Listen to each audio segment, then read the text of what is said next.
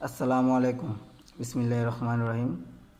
গতকাল ঘটে যাওয়া একটা মর্মান্তিক ঘটনা, যা ইতিহাসে একটা কলঙ্ক অধ্যায় সূচনা হলো। ওসমান হাদিকে গুলি করা সিসিটিভি ফুটেজটা আপনারা হয়তো সবাই দেখেছেন। সেটা নিয়ে একটা প্রতিবেদন বেরোয়েছে, সেটা নিয়ে একটা বিশ্লেষণ করব, আর সেই প্রতিবেদনটা আমি আপনাকে শোনাব। ওসমান হাদিকে যারা হত্যা করেছে তাদেরকে ধরা হবে ইনশাআল্লাহ তাড়াতাড়ি। আমরা আশা করি তাকে সর্বোচ্চ ফাঁসির দণ্ডে দণ্ডিত করা। আচ্ছা, সেই বিষয়ে আমরা একটু আলোচনা করি। ওসমান হাদিকে গুলি করার সিসিটিভি ফুটেজটা আপনারা হয়তো দেখেছেন, কিন্তু পিনাকি ভট্টাচার্য যেভাবে দেখেছেন ঠিক সেভাবে কি দেখেছেন? পিনাকি ভট্টাচার্য বারবার ফুটেজটা জুম করে দেখেছেন, আর দেখার পর তিনি যে কথাগুলো বললেন তা শোনার পর তদন্তকারী কর্মকর্তাদেরও কপালে ঘাম ঝরে যাওয়ার মতো অবস্থা। পিনাকি স্পষ্ট দাবি করেছেন হাদিকে যিনি গুলি করেছেন তিনি কোনো সাধারণ গুন্ডা নন, তিনি একজন সুপার ডুপার প্রফেশনাল কিলার। কেন পিনাকি এই কথা বলছেন, আর তার এই দাবির সাথে পুলিশের হাতে থাকা তথ্যের কি মিল পাওয়া গেল? আজ আমরা এমন এক ভয়ঙ্কর সত্য ফাঁস করব যা জানলে আপনার পায়ের মাটি সরে যাবে। অনেকেই হয়তো জানেন না, পিনাকি ভট্টাচার্য শুধু কলম বা কিবোর্ড চালান না, তিনি বাস্তবেও পিস্তল চালাতে ওস্তাদ। তিনি তার স্ট্যাটাসে ওপেন চ্যালেঞ্জ দিয়ে বলেছেন, আমি গুলশান শুটিং ক্লাবে দিনের পর দিন প্র্যাকটিস করেছি। আমার নিশানা কতটা নিখুঁত তা সেখানকার ট্রেনার আর পুলিশও জানে।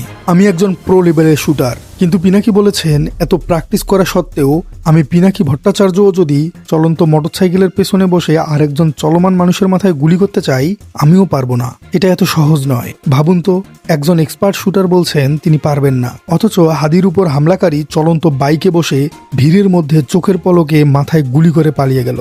পিনাকি প্রশ্ন তুলেছেন, তাইলে বুঝে নেন কে হাদিকে গুলি করছে। এটা সাধারণ গুন্ডার কোনো কাজ হতেই পারে না, এর জন্য বিশেষ ট্রেনিং লাগে। তার মানে কি এই হামলাকারী কি কোনো বিশেষ বাহিনীর ট্রেনিং প্রাপ্ত, নাকি ভাড়াটে কোনো শার্প শুটার? পিনাকি তো বললেন এটি প্রফেশনালের কাজ। এবার আসুন দেখি আমরা তথ্যের সাথে একটু মিলে দেখি। আমাদের হাতে আসা তথ্য বলছে ওসমান হাদির উপর হামলাকারীদের একজনের নাম ফয়সাল করিম, মাসুদ ওরফে দাউদ খান।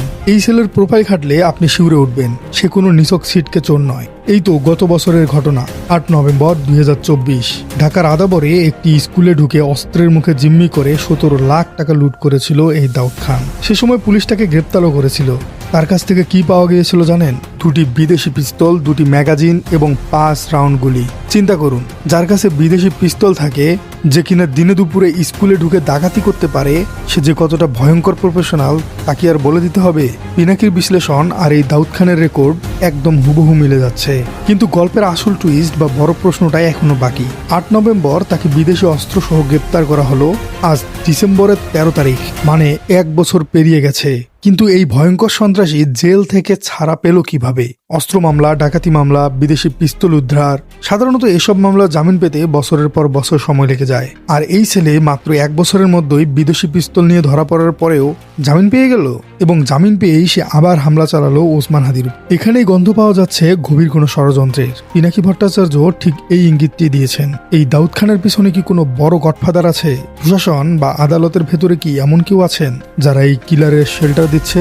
প্রশ্ন হলো, এই ছেলেকে আসলে জামিন দিল কে? কার ইশারায় সে সাড়া পেল? তাকে কি জেল থেকে বেরোই করা হয়েছে হাদিকে মারার জন্য? পিনাকি ভট্টাচার্য বলেছিলেন, বুঝে নেন কে গুলি করেছে। এখন দাউদ খানের পরিচয় আর জামিনের রহস্য দেখে আমরা সত্যিই বুঝতে পারছি এটা কোনো সাধারণ ঘটনাই নয়, এটা একটা পরিকল্পিত ছক। বিদেশি অস্ত্র চালানো জানা, ঠান্ডা মাথায় এক খুনিকে জেল থেকে বের করে এনে জুলাই বিপ্লবের উপর লেলিয়ে দেওয়া হয়েছে। আজ যদি ওসমান হাদির কিছু হয়ে যায়, তবে এর দায় কে নেবে? যে বিচারক তার জামিন দিলেন তিনি, নাকি সেই পুলিশ যে তাকে ঠিকমতো চার্জশিট দিল না তারা? দর্শক, আপনারা কি মনে করেন বিদেশি অস্ত্র সহ ধরা পড়া আসামি 1 মাসে জামিন পায় কিভাবে? এর পেছনে কি প্রশাসনের ভেতরের কোনো কালো হাত আছে? কমেন্টে জানান আপনার মূল্যবান মতামত। আর আপনার রাজনীতি চ্যানেলে নতুন হয়ে থাকলে চ্যানেলটি সাবস্ক্রাইব করার অনুরোধ থাকলো। ধন্যবাদ।